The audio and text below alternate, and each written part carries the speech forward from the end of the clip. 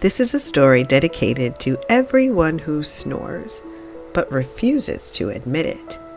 The Enormous Snore by M.L. Miller, illustrated by Kevin Hawkes. Let's read.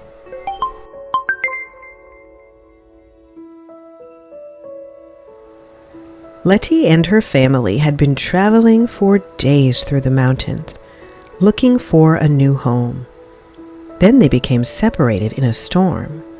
When the storm was over, Letty stood alone, calling for her mother and father, only to hear her words echo straight back at her. For hours, Letty wandered hopelessly until she heard a strange rumbling noise from down in the valley. It sounded like a volcano erupting. The earth began to tremble, and the sound rolled through the land. Doors rattled on their hinges and plates on their shelves. People ran outside in total confusion, for that was the night the king started to snore. Letty followed the sounds to the castle. There she bumped into the royal seamstress, who was shaking her fist at the king's tower. "Enough!" the royal seamstress shouted. "Take these and embroider them for the queen." She handed Letty the royal curtains and ran off with her hands over her ears. Letty was still lost, but at least she had a place to spend the night. Soon she would start looking for her family. Upstairs in the castle, the king could not be roused from his sleep. The queen tried everything she could think of, but nothing worked, and so she just had to wait for him to wake up in the morning.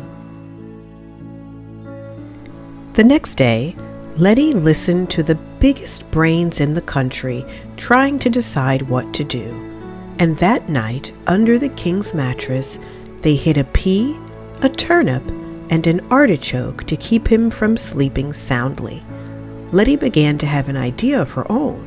She got to work embroidering the queen's new curtains. That next night, again, the king snored even louder than before. Apples fell from trees and birds flew south. People cringed beneath blankets or huddled together in basements or covered their ears with pots. Letty stitched and stitched.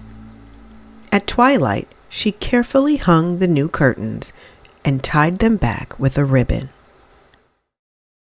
The next day, the biggest brains hid 3 radishes, a pound cake, a watermelon, 4 walnuts, a dinner gong, a lawnmower, 5 sesame seeds, a piccolo, a doghouse, 6 peach pits, a porcupine, a rowboat, 7 jelly beans, a sledgehammer, and a rocking chair under the king's mattress.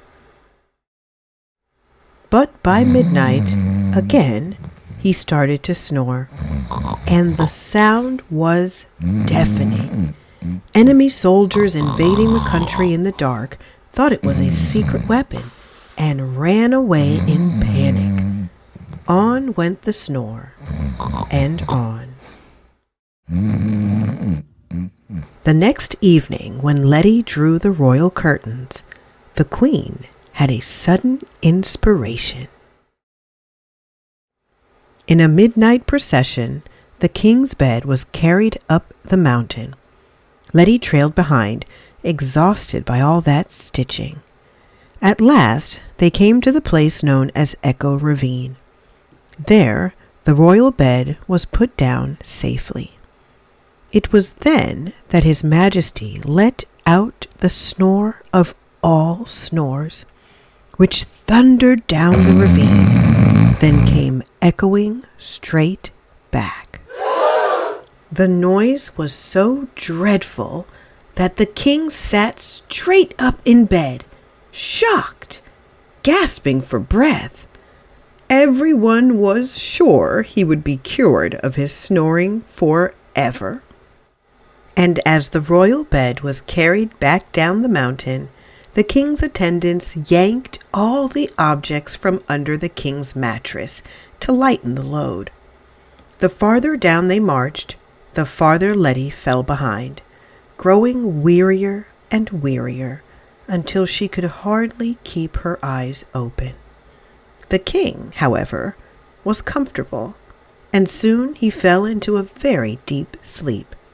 He slept like a rock, and, for a change, made not a peep. Just before dawn, a poor family came over the peaks, searching for their lost daughter. Then, as if by magic, they began to find wonderful things all along the road to help them make a new home.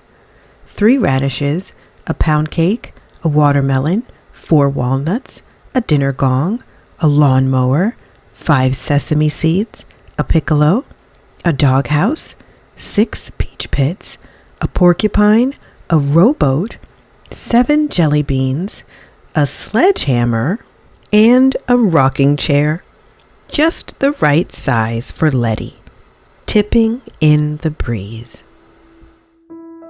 Well, hopefully the king stopped snoring, and Letty was reunited with her family. That's a happy ending. I hope you enjoyed that story. As always, until next time, happy reading.